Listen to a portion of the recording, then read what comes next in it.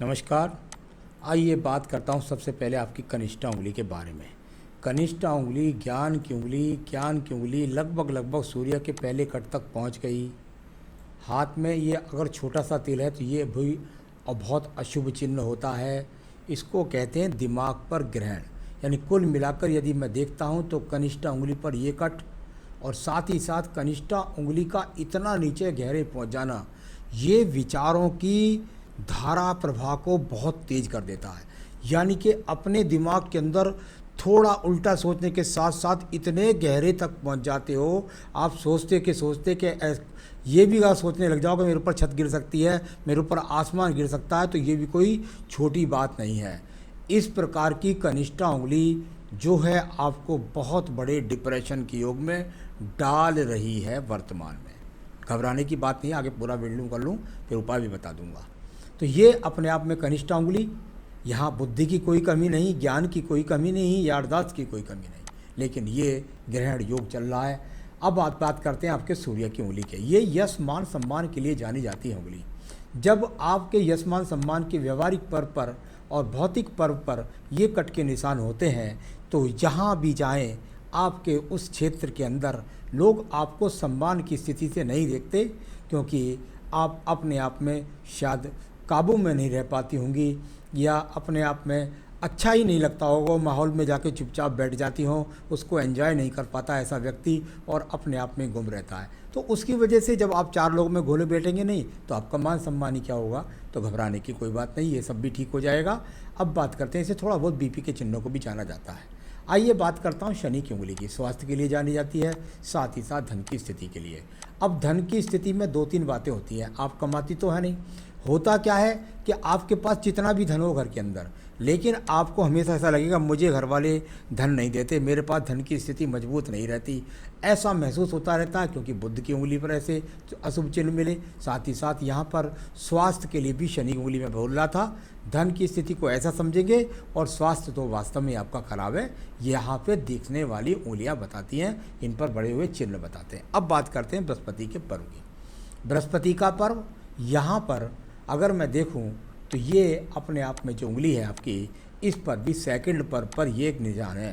संतान से सुख सहयोग का पर्व ठीक है, परंतु यहाँ अगर ये छोटी उंगली आपकी इतनी छोटी ना होती तो मैं निश्चित रूप से कह देता कि आपके पति आपको प्रेम नहीं करते हैं। मैं आगे तक की रेखा पढ़ चुका हूँ पहले तो, लेकिन यहाँ पर जो है जब ये स्थिति होती है तो आपको स्वयं को ऐसा लगता है कि मन के अंदर विचार आ जाते हैं कि भाई मुझे पति शायद प्रेम नहीं करता, कुल मिलाकर ऐसा मन में आते रहते हैं विचार। तो ये इस चीज़ों को लिए जाना जाता है और आप स्वयं की तरफ से पति से अति बोल जाती होंगी। तो कुल मिलाकर इन बातों का जो मैं कह रहा हूँ उनका ज़रा गौर करके आपको चलना है।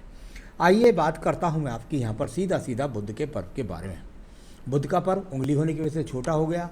जब छोटा हो जाता है तो यहाँ पर कुल मिलाकर के बुद्धि सही तरीके से काम नहीं करती, आप अपने निर्णय क्षमता को मजबूती से नहीं ले पाते और संतान का सुख सहयोग के लिए तो दो रेखाएं बते रही हैं, उधर भी संतान रेखाएं आपके हाथ के अंदर हैं, अंगूठे के नीचे भी। तो कुल मिलाकर संतान सुख सहयोग है और धन के बारे में तो आप ही सोचती रहती हैं कि सोचने लगें कि कम है तो वो दूसरी बात है। अब बात करते हैं यहाँ पर सूर्य के पर्व की।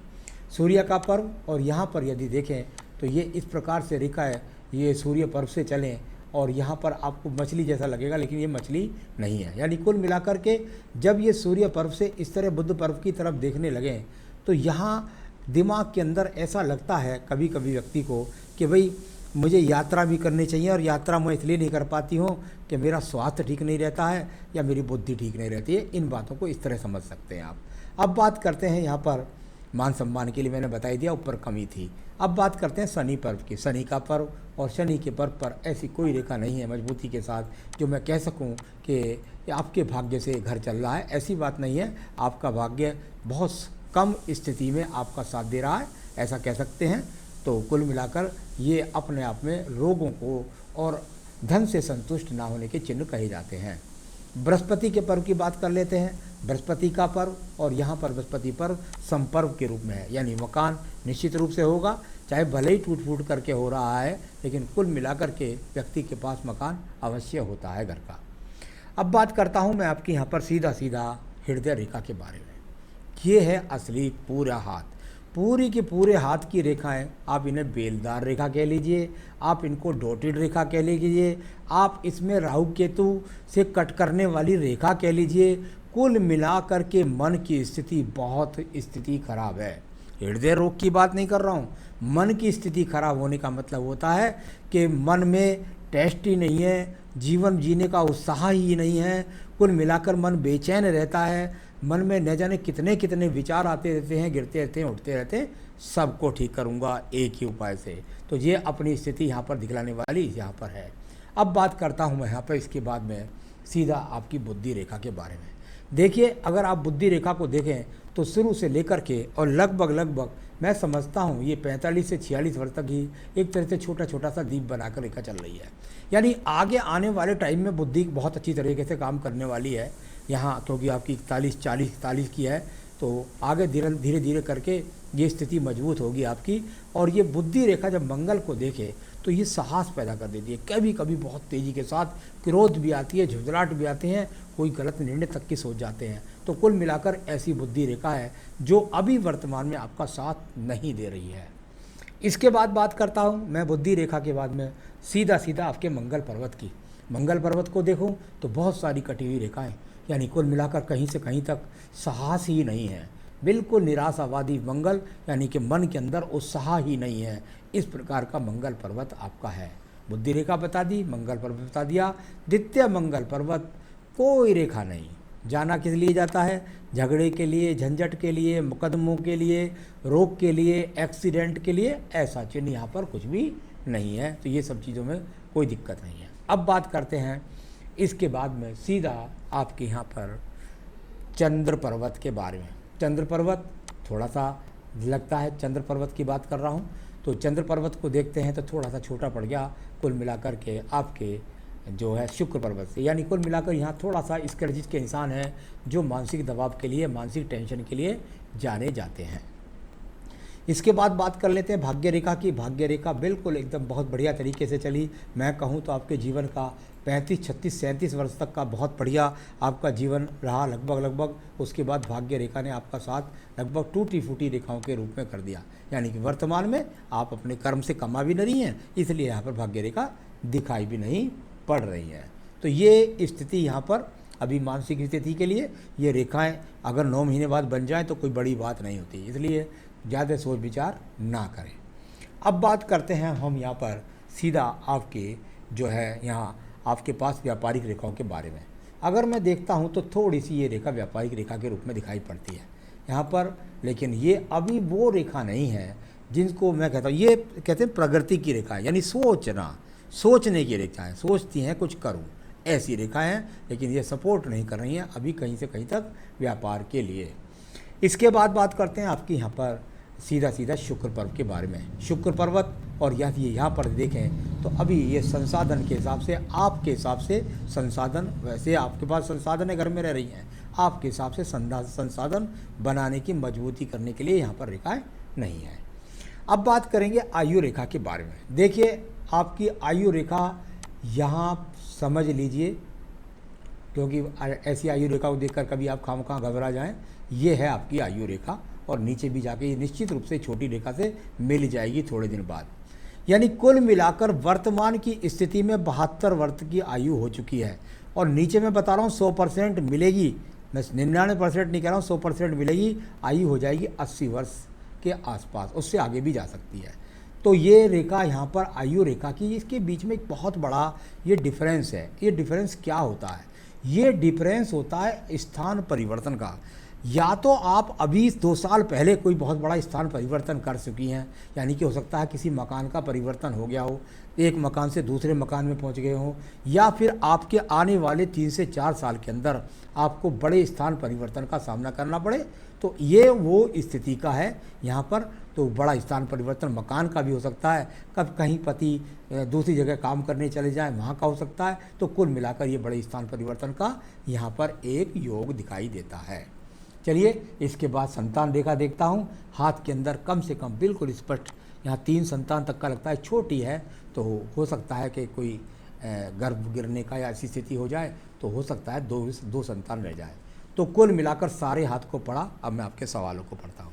आपने बता दिया कि आप बहुत बीमार रहती हैं, मैंने देख लिया, हाँ बीमार रहती हैं, ऐसी बात नहीं है।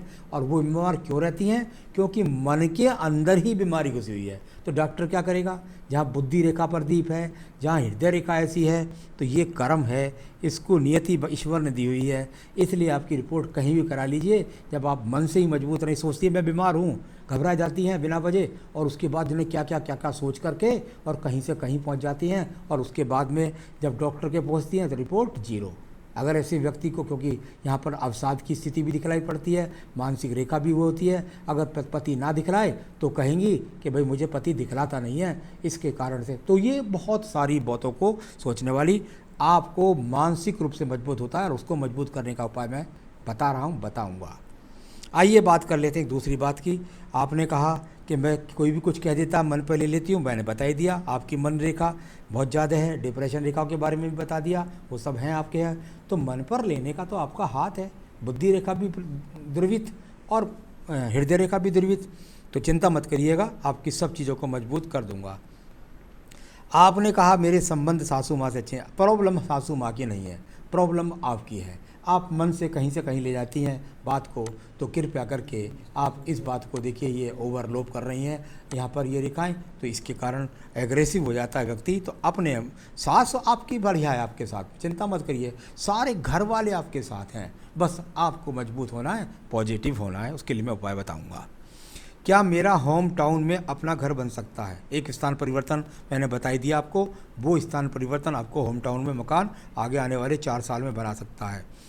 मेरे बच्चे बहुत ही तेजस्वी हैं, क्या मेरा सहयोग करेंगे? सब घर वाले सहयोग करते हैं आपका, आप मजबूत बनिए मानसिकता से।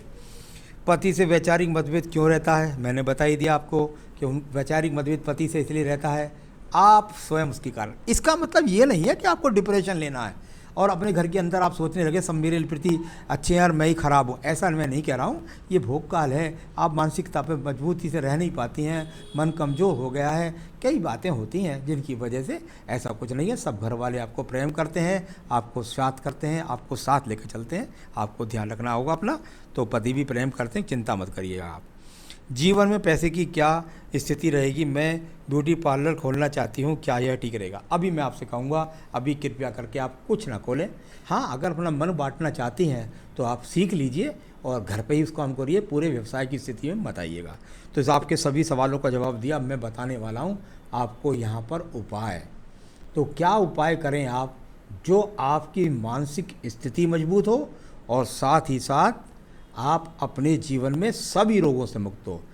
मंत्र मणि जिम विषम ब्याल के मेटे ही जाए कुलंक बाल के, रामायण में लिखा है कि मंत्रों के जपने से जो विषम से विषम परिस्थिति है उसको जीत लेता है व्यक्ति। तो बताता हूँ मैं आपको एक उपाय, सिर्फ एक उपाय। देवी कवच दुर्गा सप्तशती का मैं लिंक भी कर दूंगा, या उस पुस्तक से भी पढ़ सकती हैं। आपको सुबह शाम संस्कृत में पढ़ें चाहे हिंदी में पढ़ें, सुबह और शाम पढ़ें।